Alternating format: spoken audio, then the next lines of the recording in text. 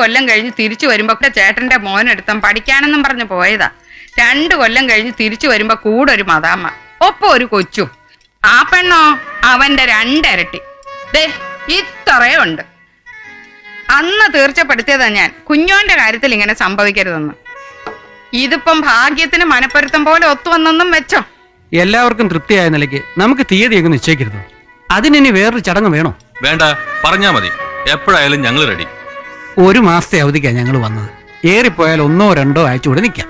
ഇതിനുള്ളിൽ കല്യാണവും വിരുന്നും ഒക്കെ കഴിഞ്ഞാ സോനയും കൊണ്ടുപോവാം ഞങ്ങളോടൊപ്പം.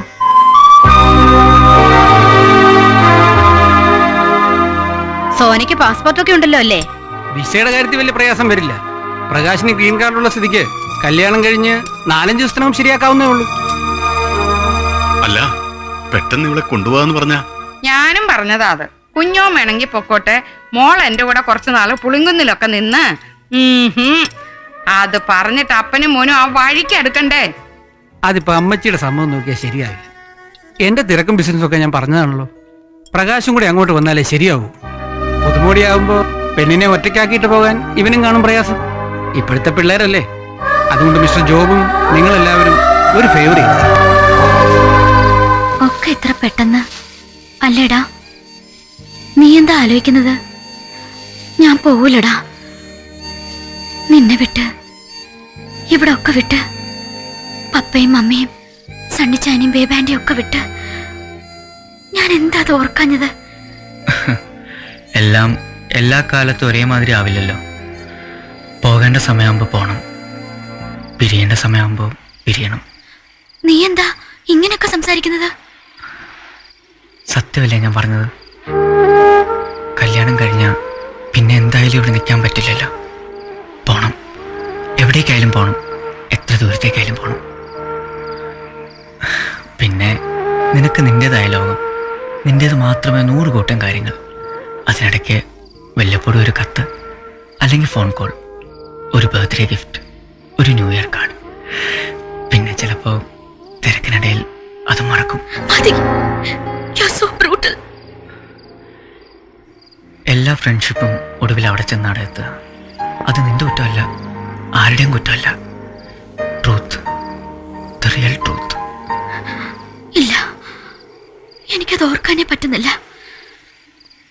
പറ്റൂടാ എനിക്ക്? നിനക്ക് പറ്റുമോ? അന്ന് യൂണിവേഴ്സിന് പോയപ്പോ ആ ഒരാഴ്ച എന്ത് വീർപ്പുമുട്ടലായിരുന്നു ഇല്ലേ? ഇതിപ്പോ പോയ പിന്നെ എന്താണെന്ന് പോലും അറിയാതെ. ഒരുപക്ഷെ 2-3 കൊല്ലം കഴിഞ്ഞ് ആ അമ്മാമ്മ പറഞ്ഞ പോലെ ഒക്കത്തൊരു കൊച്ചു കുറുമ്പനൊക്കെയായി തടിച്ചു വീർത്ത് മുടിയൊക്കെ ബോബ് ചെയ്ത് 4-5 വലിയ സൂട്ട് കേസുകളുമായി നെടുമ്പാശ്ശേരി എയർപോർട്ടിൽ നീ വന്നിറങ്ങും.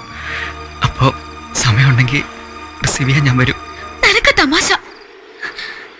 ഇപ്പൊ ഓർക്കുമ്പോ ഒന്നും വേണ്ടായിരുന്നു തോന്നുക. ഈ പ്രേമവും ഈ കല്യാണവും ഒന്നും. അല്ലെങ്കിൽ പ്രകാശ് എന്നെ പ്രേമിക്കാൻ തോന്നിയ നേരത്ത് നിനക്കെന്നെ പ്രേമിച്ചൂടായിരുന്നോ?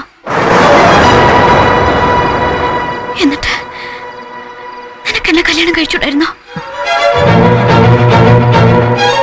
എങ്കിൽ പിന്നെ ഒരിക്കലും പിരിയേണ്ടി വരില്ലായിരുന്നല്ലോ നമുക്ക്. അതും തോന്നിയില്ല ഈ മരമാക്രിക്ക്. എന്താടാ?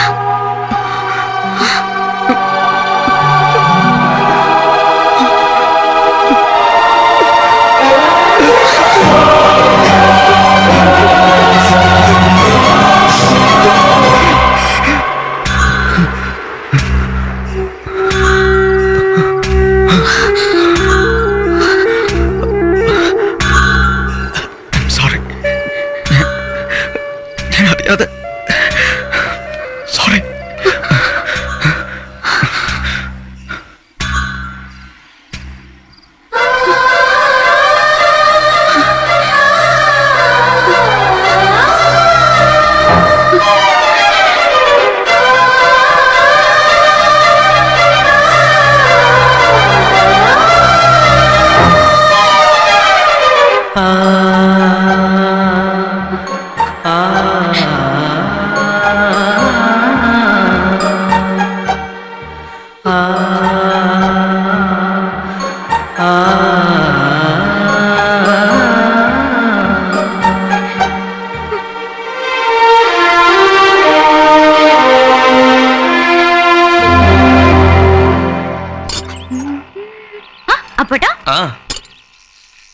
രണ്ടുപേർക്കുണ്ടല്ലോ കത്ത് ഓരോന്ന്.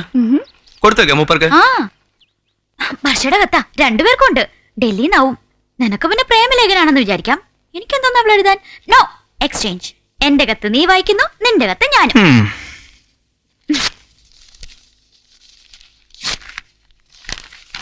ആ പ്രിയപ്പെട്ട എബിക്ക്, വല്ലപ്പോഴും ഒരിക്കലും ഒരു കത്തയക്കാനുള്ള സ്വാതന്ത്ര്യം എനിക്ക് എടുക്കാവല്ലോ അല്ലേ? അല്ലേ? ഇന്നലെയാണ് ഡാഡിയുടെ കൂടെ ഡൽഹിയിലെത്തിയത്. പണ്ടൊക്കെ ഡൽഹി ഒരു വലിയ കൗതുകമായിരുന്നു. ഇപ്പൊ അതുമില്ല. ഇന്നലെ രാത്രി കുറെ നേരം ഡാഡിയും ഞാനും എബിയെ കുറിച്ച് സംസാരിച്ചു. ഡാഡിയാണ് പറഞ്ഞത് എബിക്ക് എഴുതാൻ. ഡാഡി പറയാ ഇപ്പോഴും വൈകിട്ടില്ലാന്ന്. എബിയെ മനസ്സിലാക്കാൻ എന്തായാലും സോണി എന്റെ കത്ത് നീ വായിക്കണ്ട.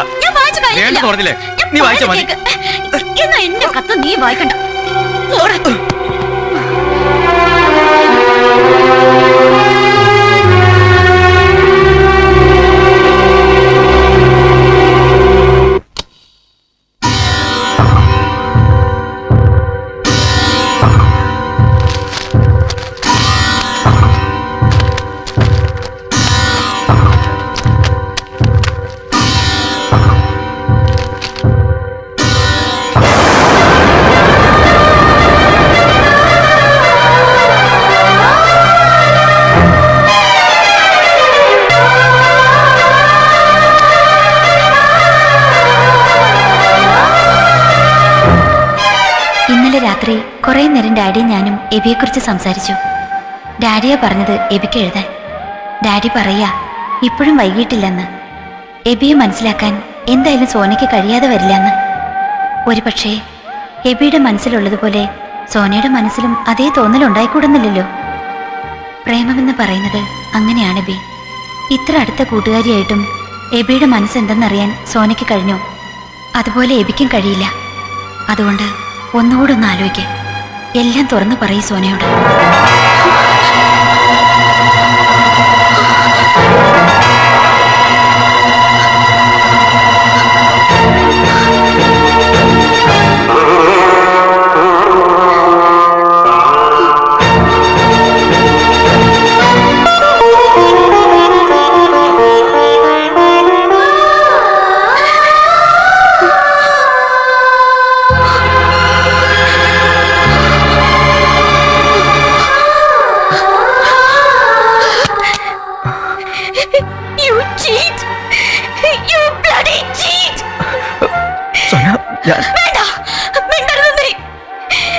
നീ എന്റെ ഫ്രണ്ടാണെന്ന് പറയാൻ പോലും പരസ്പരം ഒന്നും മറച്ചു വെക്കാറില്ലെന്ന് നീ പഠിച്ചിട്ട് ഇത്രയും വലിയൊരു ചതി നിനക്ക് എങ്ങനെ അതിന് കഴിഞ്ഞു? എങ്ങനെ കഴിഞ്ഞൂടാ? ഒരു സൂചന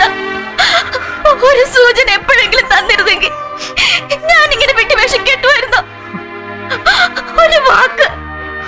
ഒരു വാക്ക് എന്തെങ്കിലും പറഞ്ഞിരുന്നെങ്കിൽ ഇതൊക്കെ സംഭവിക്കുമായിരുന്നോ?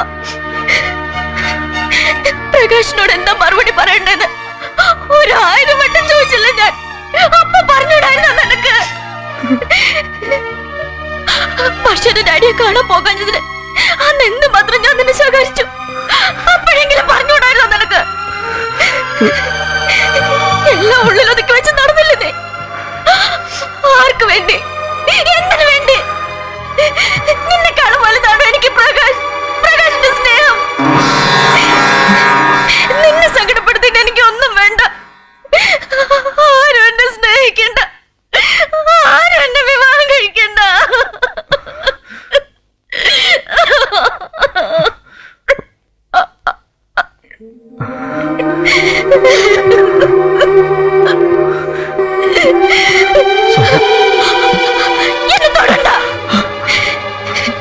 തോൽപ്പിച്ചില്ലേ നീ എന്നെ? പറ്റിച്ചില്ലേ നീ എന്നെ?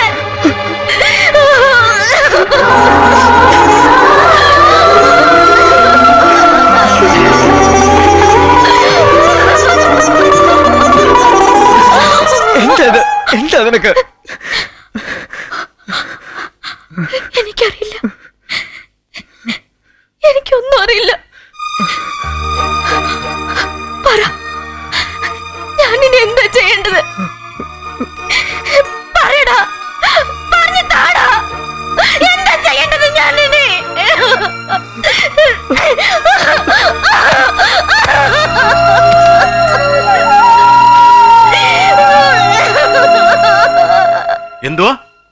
പോവാന്നോ? അത് കൊള്ളാമല്ലോ. പെട്ടെന്ന് എവിടെ നിന്നുണ്ടായി ഈ കോച്ചിങ് ക്യാമ്പ്? പെട്ടെന്നുണ്ടായതല്ല പപ്പ, നേരത്തെ സെലക്ഷൻ കിട്ടിയിരുന്ന നീണ്ടുപോയി ഇപ്പൊ ആയെന്നേ ഉള്ളൂ. ഞങ്ങളുടെ യൂണിവേഴ്സിറ്റിയിൽ നിന്ന് ആകെ 3 പേർക്ക് കിട്ടിയിട്ടുള്ളൂ. അതൊക്കെ ശരിയായിരിക്കും. എന്നാലും ഇപ്പൊ നീ പോണ പ്രശ്നമില്ല. ഇതിപ്പോ എന്റെ കോഴ്സ് കഴിഞ്ഞല്ലേ, ഇത് ലാസ്റ്റ് ചാൻസാ, എനിക്ക് പോണം. എന്നാലും ഇവളുടെ കല്യാണല്ലേ ബി, നാളെ മനസ്സ് ചോദ്യം, പിന്നെ ആകെ 10 ദിവസം പോലും ഇല്ല. അതിനിടയ്ക്ക് അവൻ പോവാന്ന് പറഞ്ഞ അതിപ്പോ രണ്ടും ഒരുമിച്ചായതിന് ഞാൻ എന്ത് ചെയ്യാനാ? രണ്ടും ഒരുമിച്ചായെങ്കിൽ ക്യാമ്പിന് പോണ്ടാൻ തീരുമാനിച്ച പോരെ? ഇനി ഇപ്പൊ പോവാതിരുന്നാ ശരിയാവില്ല. ഈ സമയത്ത് നീ പോവാന്ന് പറഞ്ഞ ഞങ്ങൾക്കൊക്കെ വിഷമല്ലേ അത്? താനുണ്ടല്ലോ എന്നുള്ള സമാധാനത്തിലിരിക്കായിരുന്നു ഞാൻ. കത്തുകൾ ഇനിയും കുറെ പോസ്റ്റ് ചെയ്യാനുണ്ട്, വിളിക്കേണ്ടവർ ബാക്കി. ഒക്കത്തിനും മുൻപന്തിയിൽ നിൽക്കേണ്ട ആളല്ലേ താൻ. അല്ലെങ്കിൽ തന്നെ ഒരു കുടുംബം പോലെ കഴിഞ്ഞിട്ട് ആ സമയത്ത് ഇവന് ഇല്ലെന്ന് പറഞ്ഞാൽ ആൾക്കാരെന്താ കരുതുക? ഞാനില്ലെങ്കിലും കല്യാണം നടക്കാതിരിക്കില്ലല്ലോ. നീ എന്താ ഇങ്ങനെ റഫായി സംസാരിക്കുന്നേ? പോണ്ടാന്ന് പറഞ്ഞ പോണ്ട. ഇനിയിപ്പോ നിങ്ങളൊക്കെ എതിർത്താലും എനിക്ക് പോകാണ്ട് പറ്റില്ല. ഇവളെന്താ കുന്തം വിഴുങ്ങിയത് പോലെ നിൽക്കുന്നേ? ഇവള് പറയട്ടെ.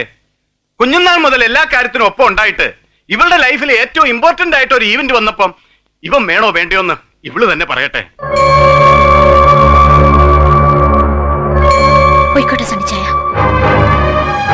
അവന് പോണമെന്നാണെങ്കിൽ പോയിക്കോട്ടെ.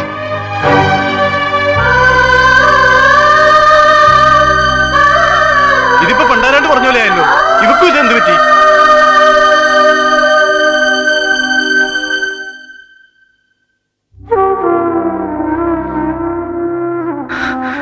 ഞാൻ പോണം സോന, പോകുന്നതാ ഇപ്പൊ നല്ലത്. എവിടെയാ ഈ ഇല്ലാത്ത കോച്ചിങ് ക്യാമ്പ്? അങ്ങനെ ഒരു കള്ളം പറയാനാ തോന്നിയത്.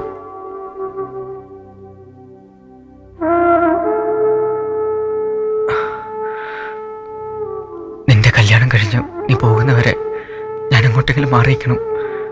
മാറി നിന്നേ പറ്റൂ. അതെവിടെയായാലും തോന്നുമ്പോ പെട്ടെന്ന് വരാൻ പറ്റാത്തൊരു ദൂരത്ത്. ഫൈനൽ ബികോമിനുണ്ടായിരുന്ന അനൂപ് ഇപ്പോ ദാവങ്കരിയില, ഏട്ടൻ്റെ അടുത്ത്. അഡ്രസ് ഉണ്ട് കയ്യില്. ഒളിച്ചോട്ടം അല്ലേ?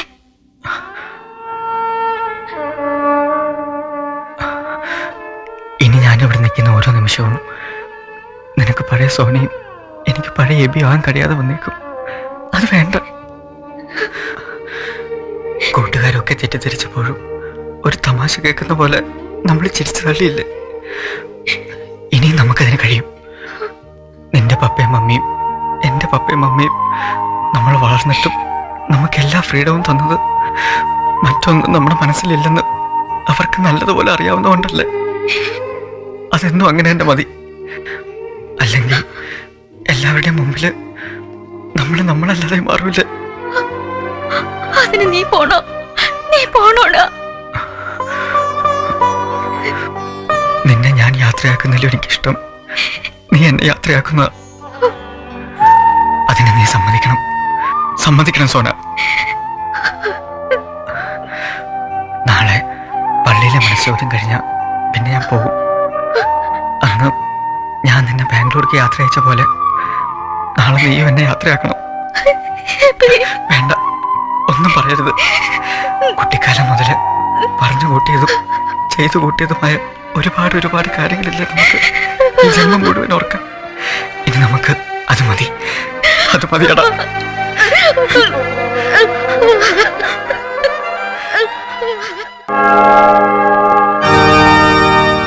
മിശിഹായുടെ നിയമവും തിരുസഭയുടെ നടപടിയും അനുസരിച്ച് കല്ലേറ്റിങ്കൽ ജേക്കബ് പോൾ ബാബുവിന്റെ മകളായ സോന ജേക്കബ് പോളിനെ നിന്റെ ഭാര്യയായി സ്വീകരിക്കാൻ സമ്മതം പറയുന്നുവോ?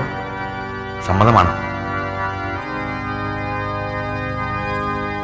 മിശിഹായുടെ നിയമവും തിരുസഭയുടെ നടപടിയും അനുസരിച്ച് 4-ാം കുരിശിലെ മാത്യു അബ്രഹാം സ്റ്റീഫന്റെ പുത്രനായ പ്രകാശ് മാത്യു അബ്രഹാമിനെ നിന്റെ ഭർത്താവായി സ്വീകരിക്കാൻ സമ്മതം പറയുന്നുവോ?